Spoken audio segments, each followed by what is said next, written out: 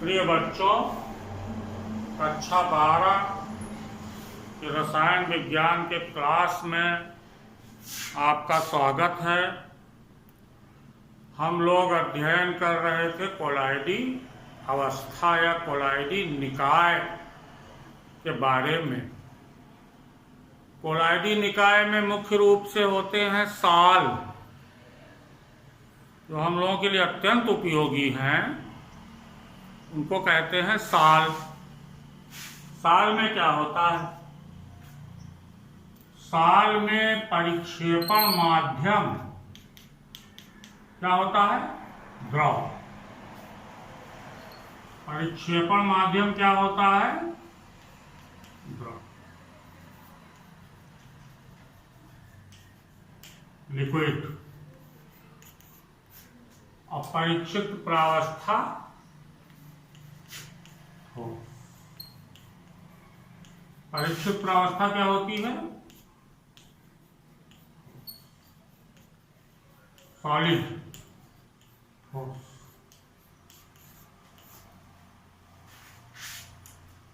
यानी द्रव परिक्षेपण माध्यम में ठोस परीक्षित प्रावस्था के कण असमान रूप से वितरित होते हैं।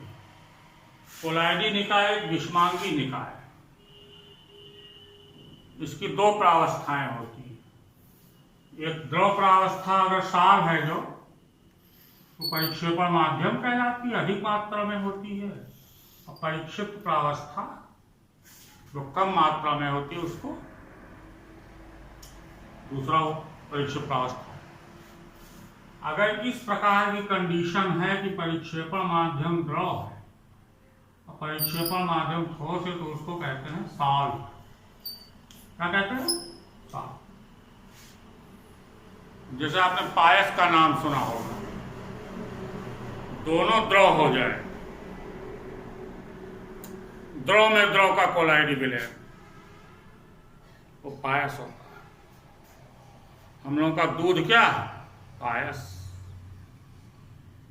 दूध में परिक्षेपण माध्यम क्या है? जल है। उसमें असमान रूप से वितरित कौन होता है? वसा के कण, फैट। पायस। परीक्षित प्रावस्था क्या है? वसा, मक्खन जो निकलता है, मलाई, क्रीम। इसमें क्या आता है? दोनों द्रव होते हैं, पायस कहलाता है। जैसे आप पानी ले लीजिए, पानी में आप कड़वा तेल डाल दीजिए या किसी वनस्पति तेल को मिला दीजिए और हिला दीजिए, तो सफ़ेद रंग का एक इमल्सन बन जाएगा। पायस को इंग्लिश में इमल्सन कहते हैं। इमल्सन आपका बन जाएगा। तो उसमें अगर जल अधिक मात्रा में है तो परिक्षेपण माध्यम है, अगर तेल कम मात्रा में है तो परीक्षित प्रावस्था है, और अगर तेल अधिक है वो परीक्षेपण माध्यम होगा, जल परीक्षित प्रावस्था हो जाएगा। लेकिन हम लोगों को अभी फिलहाल ध्यान अपना केंद्रित करना है साल। दवाओं में इनका बहुत उपयोग होता है। मेडिसिन, तमाम प्रकार के सीरप, लिक्विड में जो दवाएं, इंजेक्शन, इसके बाद पेंट, वार्निश, स्याही, लिखने वाली स्याही, छपाई वाली स्याही, ये सब सॉल्व, इनका उपयोग बहुत ज़्यादा होता है। इनको हम लोग बनाते हैं। आप जानते हैं कोलाइडी विलयन दो प्रकार के। अब कोलाइडी विलयन का वर्गीकरण तमाम आधार पे किया गया है, लेकिन हम लोग को जो मुख्य रूप से पढ़ना है, पहला है द्रवरागी। द्रवरागी कोलाइड, इसको द्रव स्नेही भी कहते हैं। क्या कहते हैं? द्रव स्नेही। और दूसरा होता है द्रव विरागी। द्रव विरागी कोलाइड, द्रवरागी कोलाइड और द्रव विरागी कोलाइड, द्रव स्नेही कोलाइड, द्रव विरोधी colloid, lyophilic colloid, lyophobic colloid. ये जो द्रवरागी कोलाइड है, ये बड़ी आसानी से बहुत सरल विधियों द्वारा बनाया जा सकता है। इनको बनाने में ज्यादा मेहनत नहीं करनी, कोई टेक्निक इस्तेमाल नहीं करनी। थोड़ा सा हल्का सा गर्म कीजिए और आप परीक्षित प्रावस्था के बारीक पाउडर को डाल के उसमें हिला दीजिए, मिक्स कर दीजिए, कोलाइडी विलेन तैयार हो जाएगा। इसमें प्रॉब्लम नहीं है। इनको विशेष विधियों द्वारा बनाया। इसको द्रव विरागी कोलाइड बनाने की दो प्रमुख विधियां हैं, परिक्षेपण विधियां और संघनन विधियां। तो इनका अध्ययन हम लोग कर चुके हैं। परिक्षेपण माध्यम में बड़े आकार के कोलाइडी कणों को, बड़े आकार के परीक्षित प्रावस्था के कणों को छोटा करके कोलाइडी आकार में लाया जाता है। 1 नैनोमीटर से 200 नैनोमीटर इस आकार में लाया। और संघनन विधियों में क्या होता है, छोटे आकार के कणों को बड़ा करके कोलाइडी आकार में लाया जाता है। दो तरह की विधियां हैं, इनका डिस्क्रिप्शन आप पढ़ चुके हैं। अब इसमें आपको पढ़ना क्या है, इनको शुद्ध कैसे किया जाए। शोधन, इनको शुद्ध करने के लिए दो तरीके हैं।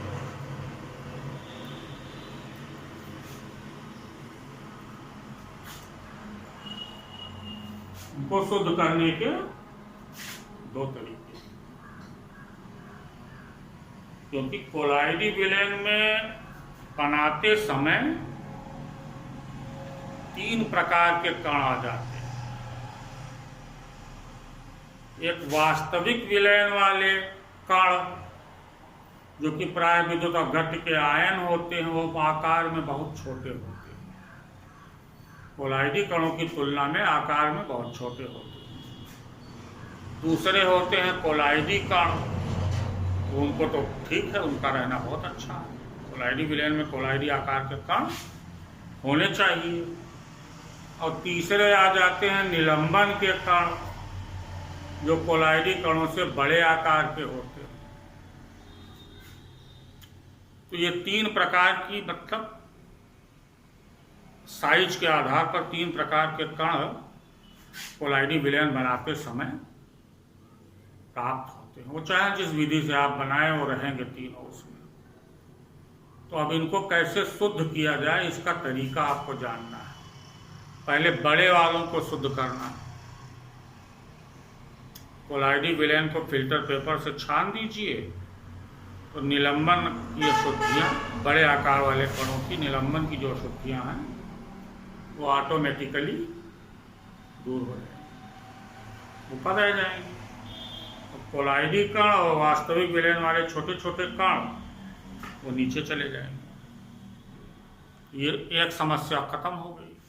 अब दूसरी समस्या है कि जो छोटे छोटे कण होते हैं वो मेनली आयन होते हैं, मुख्य रूप से आयन होते हैं। इनको कोलाइडी विलयन से कैसे अलग किया जाए? तो इनको कोलाइडी विलयन से अलग करने का तरीका है अपोहन। क्या है? अपोहन, डायलिसिस। क्या है? डायलिसिस।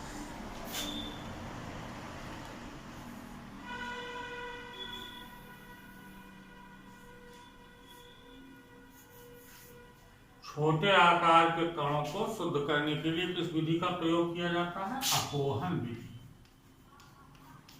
कौन विधि? डायलिसिस।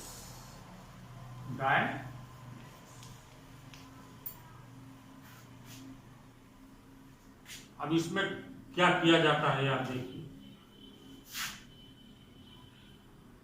एक बर्तन लीजिए। क्या लीजिए? बर्तन। इसमें इधर से जल का प्रवाह कीजिए और इधर से जल निकलने की व्यवस्था कीजिए। ठीक, इधर से जल आ रहा है, इधर से जा। ये क्या है?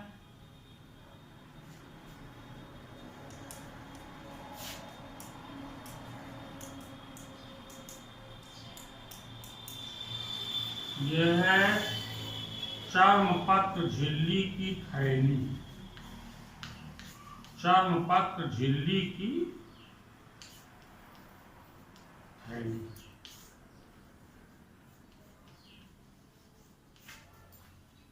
और इसमें भर क्या दिया गया है? अशुद्ध कोलाइडी विलयन। कैसा कोलाइडी विलयन?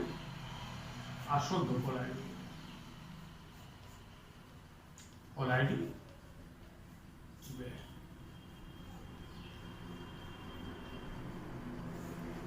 ये व्यवस्था किया जाए, यानी बहते हुए जल से भरे हुए पात्र में कोलाइडी विलयन से भरी हुई चर्मपत्र झिल्ली की एक थैली लटका दी जाती है। अब इसमें क्या होता है कि जो छोटे आकार की अशुद्धियां हैं, कोलाइडी कण से छोटी, वो चर्मपत्र झिल्ली की थैली के छिद्रों में से होकर धीरे धीरे बाहर निकलने लगती है और जल के साथ बहकर बाहर निकल जाती है। तो कुछ समय बाद इसमें जो कोलाइडी विलयन आपका रखा हुआ है, इसमें विद्युत अभ्यर्थ की जितनी भी अशुद्धियां हैं, छोटे आकार वाले कणों की, वो छोटे आकार के कण भी हो सकते हैं, वो कुछ समय के पश्चात चर्मपत्र झिल्ली के महीन छिद्रों में से होकर बाहर निकल जाते हैं। कोलाइडी कणों का आकार बड़ा होता है तो वो चर्मपत्र झिल्ली की थैली में से बाहर नहीं निकल पाते, लेकिन जो छोटे आकार की अशुद्धियां होती हैं वो चर्मपत्र झिल्ली की थैली के बारीक छिद्रों में से होकर बाहर निकल जाती है। तो कोलाइडी विलयन अब क्या हो गया? शुद्ध हो गया। शुद्ध कोलाइडी विलयन आपको प्राप्त हो गया। लेकिन ये डायलिसिस की जो क्रिया है, ये नेचुरल क्रिया है, इसमें टाइम बहुत लगता है, समय ज्यादा लगता है। तो इस समय से हमको बचत चाहिए। हमको कम समय में ज्यादा से ज्यादा कोलाइडी विलयन को शुद्ध करना है। तो हम लोग क्या करते हैं, ये पूरा सिस्टम तो ठीक है, इसमें ये 2 प्लेटें लगा दी जाती हैं, धातु की 2 प्लेटें लगा दी जाती हैं। एक सिरे को कैथोड से जोड़ दिया जाता है प्लस से, और एक सिरे को एनोड से जोड़ दिया जाता है। एक को कैथोड से जोड़ दिया गया, एक को एनोड से जोड़ दिया गया। तो ये हो गया आपका धन प्लेट, और ये हो गया ऋण प्लेट। कौन प्लेट? ऋण प्लेट। अब क्या होगा? अब जितने भी कोलाइडी विलयन में धनायन या ऋणायन मौजूद हैं, वो सब विपरीत आवेश वाले इलेक्ट्रोड की ओर तेजी से निकल कर आने लगेंगे। जितने ऋणायन है वो सब इधर आने लगेंगे, माइनस वाले, और जितने धनायन हैं प्लस वाले, वो सब कैथोड यानी red प्लेट की ओर जाने लगे। तो जिस डायलिसिस की क्रिया में अभी तक हम लोगों को 4-5 घंटा लगता था, वो 10 से 15 मिनट में पूर्ण हो जाएगा। इसको कहते हैं वैद्युत अपव्रहण। क्या कहते हैं? वैद्युत अपव्रहण, इलेक्ट्रोडायलिसिस है ये भी अपव्रहण, लेकिन ये विद्युत क्षेत्र की उपस्थिति में कराई जाती है। तो इसका नाम क्या हो गया? विद्युत अपव्रहण, इलेक्ट्रोडायलिसिस। ये कोलाइडी विलयनों को शुद्ध करने की सबसे बढ़िया विधि है, विद्युत अपव्रहण। इसके द्वारा आप कोलाइडी विलयन को बड़े आसानी से शुद्ध अवस्था में प्राप्त कर सकते हैं। अब जब आपको कोलाइडी विलयन शुद्ध अवस्था में प्राप्त हो गया, अब इनके गुणों का अध्ययन करना वैज्ञानिकों ने शुरू किया।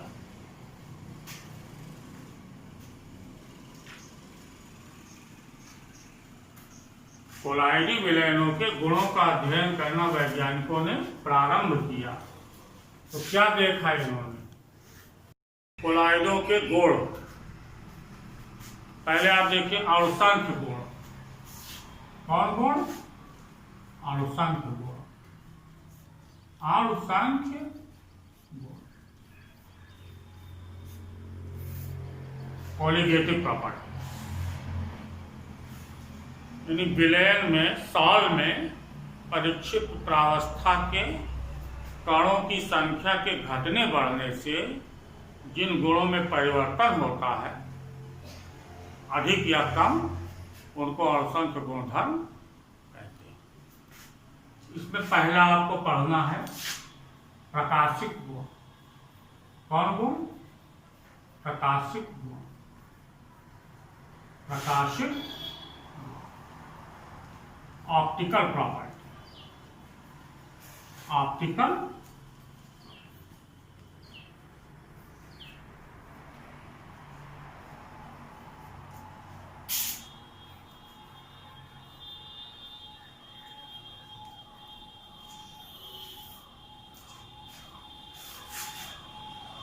प्रकाश के प्रति कोलाइडी कणों का बिहेवियर,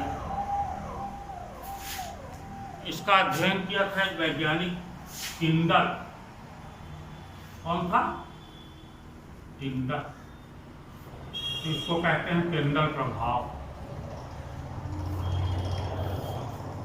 टिंडल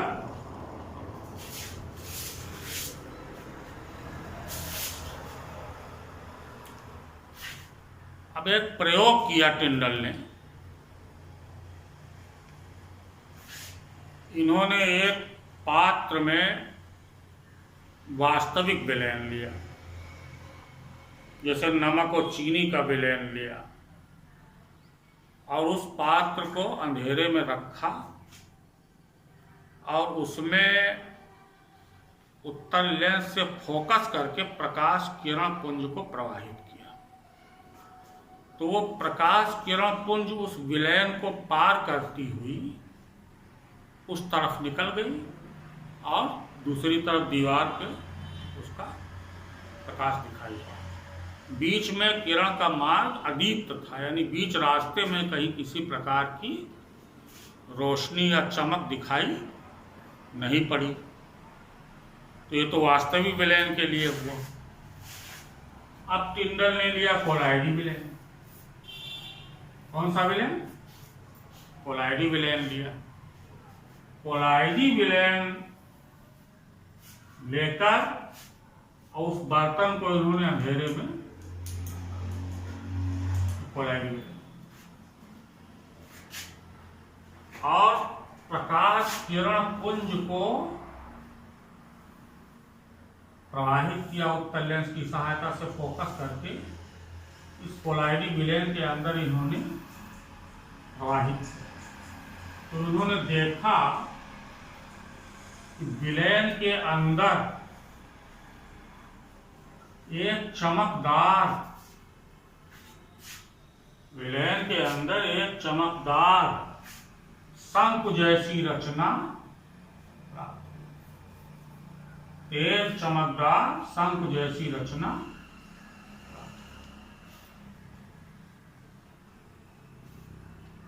यानी विलयन के भीतर प्रकाश किरण पुंज का मार्ग प्रदीप्त हो गया, ये तेज चमकदार रचना पैदा हो गई। तेज चमकदार शंख, शंक्वाकार रचना।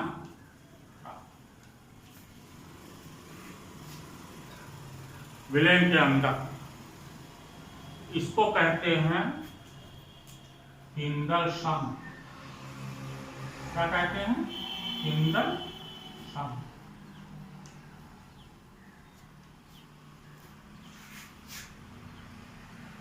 और इस घटना को कहते हैं पिंडल प्रभाव। यानी कोलाइडी विलयन में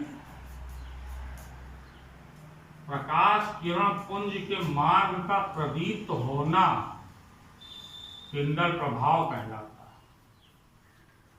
कोलाइडी विलयन में प्रकाश किरण पुंज का मार्ग प्रदीप्त होना, यानी विलयन के भीतर एक चमकदार शंख जैसी रचना प्राप्त होना, ये पिंडल प्रभाव कहलाता है।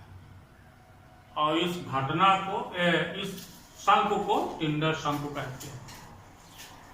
ये क्या है? प्रकाश किरण पुंज है। प्रकाश किरण कोलाइडी विलयन अंधेरे में रख के प्रयोग किया था पिंडल ने। इस प्रयोग को कोलाइडी विलयन को अंधेरे में रख के किया। तो इस प्रकार से इन्होंने एक अजीबोगरीब घटना देखी कि वास्तविक विलयन में तो ऐसा कुछ नहीं होता है, लेकिन कोलाइडी विलयन में कोलाइडी कणों का मार्ग जो होता है, प्रकाश किरण पुंज का जो मार्ग होता है, वो प्रदीप्त हो जाता है, यानी चमकने लगता है, एक चमकदार रचना बन जाती है। इसको कहते हैं पिंडल प्रभाव। और ये जो रचना बन जाती है, शंक्वाकार रचना होती है, ये इसको कहते हैं पिंडल शंख।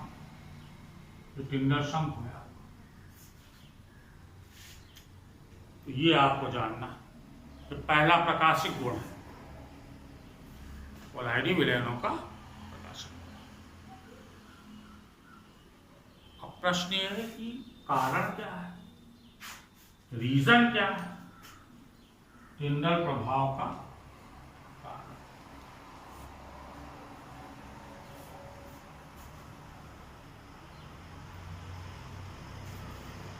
तो इसका कारण का अध्ययन जब किया गया तो ये पाया गया कि कोलाइडी कण प्रकाश की किरणों का प्रकीर्णन कर देते हैं।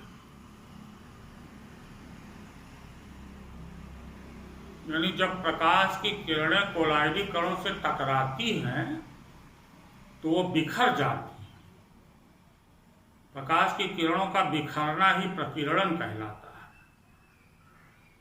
तो अगर कोई कण अणु बहुत छोटे आकार का है, जैसे आप देखते होंगे वायुमंडल में ऑक्सीजन, नाइट्रोजन, कार्बन डाइऑक्साइड, तमाम प्रकार की गैसें होती हैं, लेकिन ये आकार में आणविक आकार में होती हैं, बहुत छोटी होती हैं।